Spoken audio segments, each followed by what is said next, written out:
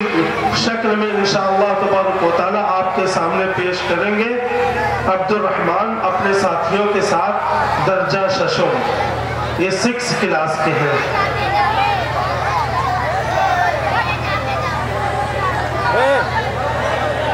जो स्टेज के दाहिने और बाएं खड़े हैं वो रहमतुल्लाहि व बरकातुहू। वकील साहब बैठिए। वकील साहब और डॉक्टर साहब खैरियत से हैं? अरे वो अपनी मस्जिद के लिए किसी इमाम का इंतजाम हुआ? हाँ वकील साहब, एक मौलाना साहब इमामत के लिए आए हुए हैं, उनसे मिलकर बातचीत कर ली जाए। अगर वो तैयार हो तो उन्हीं को रख लिया जाए, ठीक रहेगा? ठीक रहेगा। कहाँ है, उन्हें बुलवाइए। इमाम साहब जरा यहाँ आइए।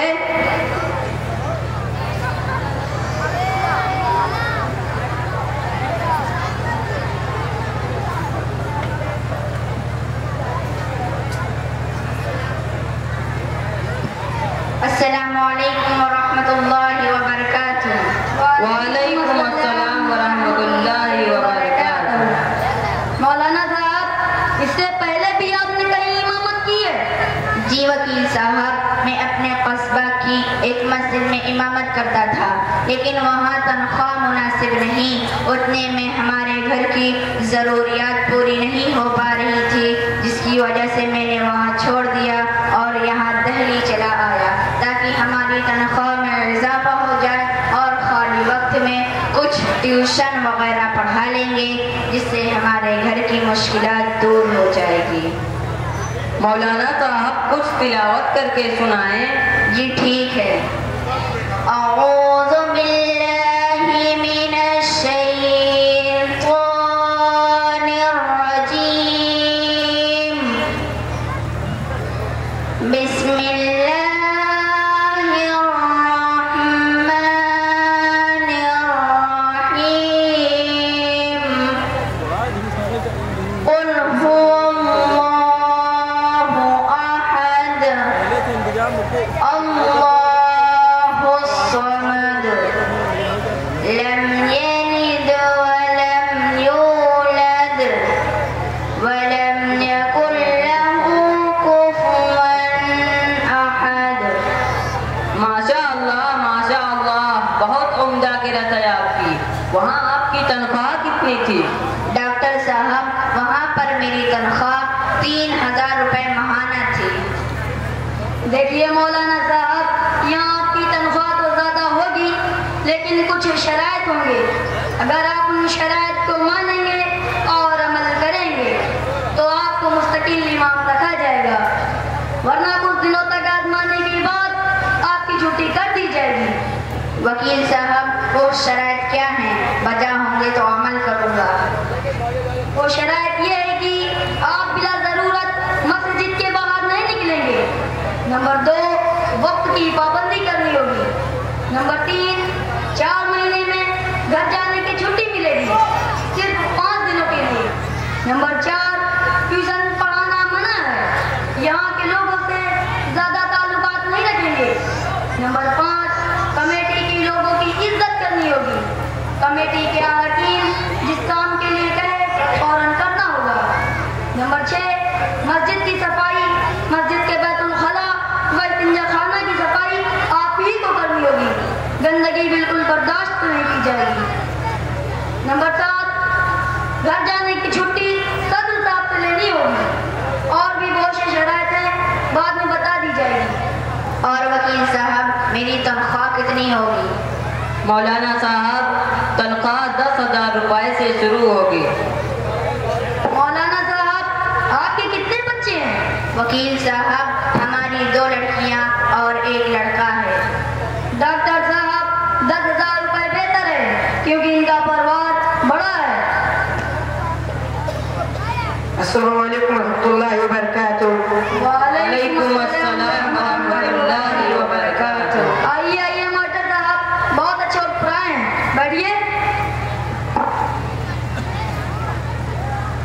क्या बात है, कोई खास गुफ्तगू हो रही है क्या? मेहमान वगैरह आए हैं क्या? डॉक्टर मास्टर साहब,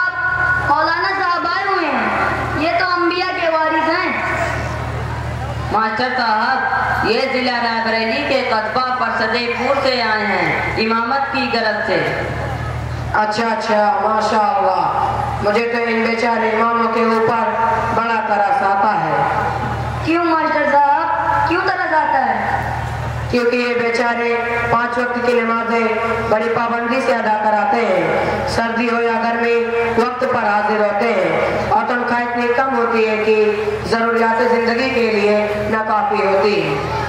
अरे मास्टर साहब, हम लोगों ने तो बहुत ज्यादा तनख्वाह मुतय्यन की है, 10,000 रुपए।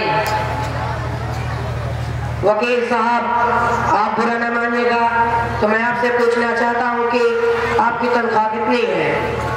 मास्टर साहब, मेरी तनख्वाह तो 40,000 रुपए है। वकील साहब, क्या इतने में आपके घर का खर्च पूरा हो जाता है? अरे नहीं मास्टर साहब, बल्कि कभी कभार तो कर्ज भी लेना पड़ता है। और डॉक्टर साहब, आपकी तनख्वाह कितनी है?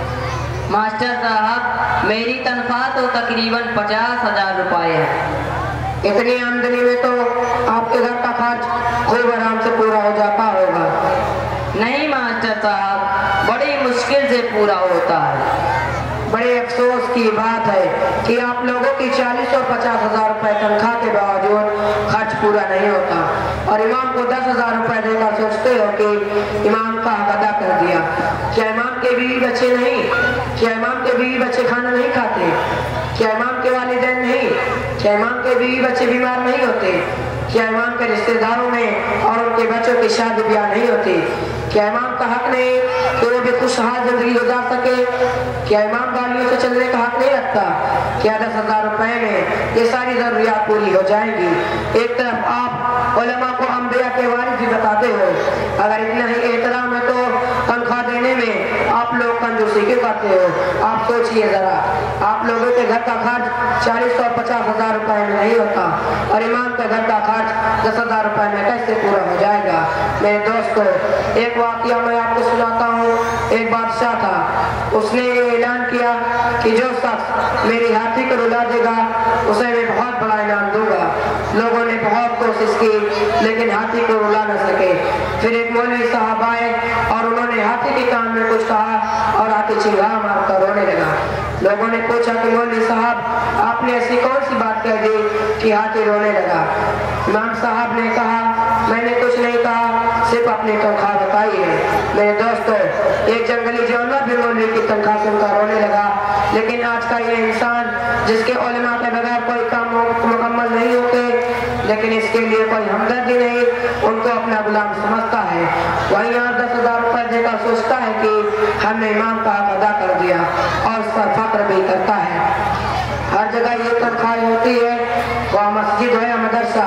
मेरे दोस्तों, अगर दुनिया और आखिरत में खुश रहना है तो उलमा को खुश रखो, उनकी कदर करो, उनका एहतराम करो, उनकी इज्जत करो, उनको मुनासिब तनख्वाहें दो, वरना जिंदगी भर हमारी जिंदगियों में परेशानियां घिरी रहेंगी। अच्छा, अब मैं चाहता हूँ अगर मेरी बातों से कोई तकलीफ हुई हो तो माफी चाहता हूँ। नहीं मास्टर साहब, आपकी बातें सुनने के बाद हम लोगों के समझ में आ गया।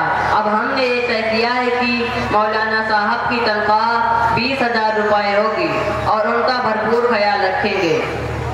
माशाअल्लाह, बहुत खूब। ये सोच तमाम मस्जिदों के मेंबरों और जिम्मेदारों को रखनी चाहिए कि वो हजरात अपने इमामों को बेहतर से बेहतर तनख्वाह दे और उनका भरपूर ख्याल रखें, ताकि दुनिया और आखिरत दोनों संवर जाए।